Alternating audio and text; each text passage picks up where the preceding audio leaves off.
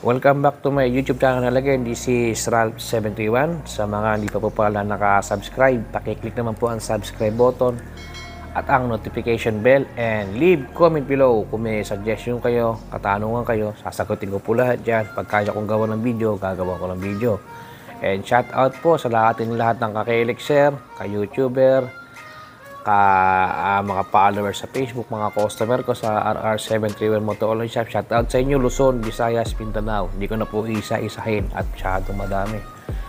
Ito, bibigyan lang tayo ng reaction video. May nakita akong post sa group natin sa KLX, yung mga pioneer group natin sa KLX 150 Club Philippines. Ayan, may nag-post doon na anonymous, hindi kilala ko sino. So sabi, ano daw ba magandang pan-trail? KLX 150L daw ba o BF? Kung KLX 150L na 2016 tsaka BF, parehas lang po yan. Hindi alam na iba. Ito kaya na palagi yung sinasabi na pinilitan lang po yung BF po parehas lang ng body yan. Ang nadagdag lang po dyan sa BF, yun nga po, binili nyo siya, meron na siyang accessories, yung tulad ng frame guard, naka-handlebar na flat bar. Tapos yung pinapangarap natin na upside down fork o USD, inverted fork, yun na po nakalagay doon. Pero makina, frame, lahat same lang. Yun na po nadagdag sa BF accessories. So kung papipiliin ako sa parehas lang yan. Pero kung sa po titingin sa quality, mas pipiliin ko yung 150L. Dahil may makakilala ako na naka-KLX BF, nagrereklamo, di po sa gigimba. Isang nagreklamo, pangit na ang play ng upside down fork o inverted fork. At nagreklamo sila isa na spring. So may kakilala din ako naka-KLX BF. Binenta niya yung fork niya ng BF. Alam mo, ginawa sa BF niya, bumili siya ng front fork ng KLX 140. Yun ang ginawa niya.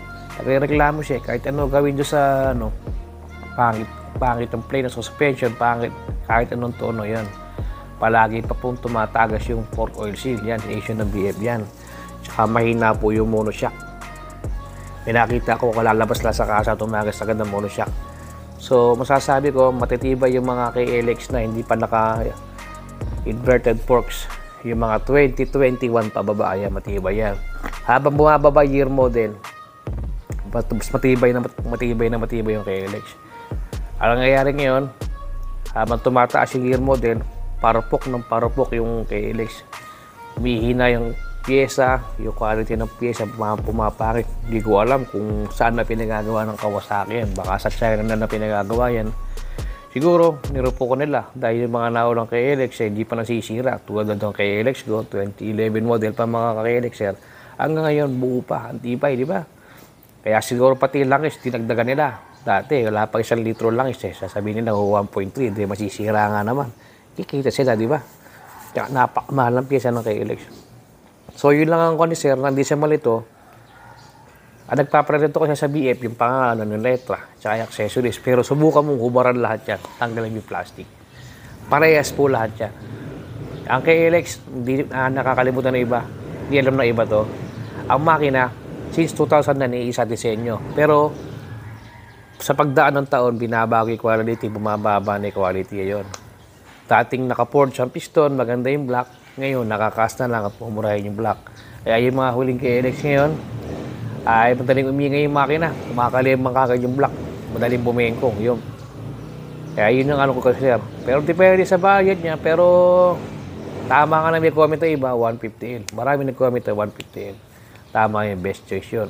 Pero okay na naman BF kung bibili ka ng inverted forks na galing sa production bike na 85cc to 80cc yan, magiging okay yan.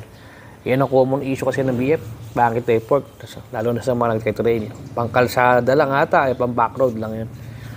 Paano mga kakilay, sa nag-reaction video lang mo tayo at maraming salamat po. Again, pakilike na po aking page, ang RR731 Motor Oil Shop for your KLX needs. Presyong pangmasa po tayo, and pakilike na po yung isa kong page, ang Ralph731. Ayan.